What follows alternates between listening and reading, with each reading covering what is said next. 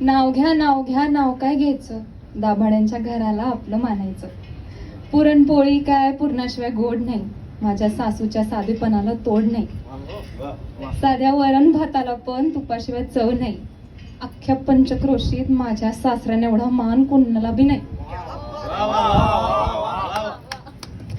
सणासुदीला आमरसासोबत वाढते पुरी, जीवाला जीव देणारी माझी ही नणंदच खरी. खिरीत खीर तांदळाची खीर, सगळ्यात रूपवान आहेत माझे दीर. बरं आता सगळ्यांसाठी स्वयंपाक केला पण आमचे नवरोबा राहिले की.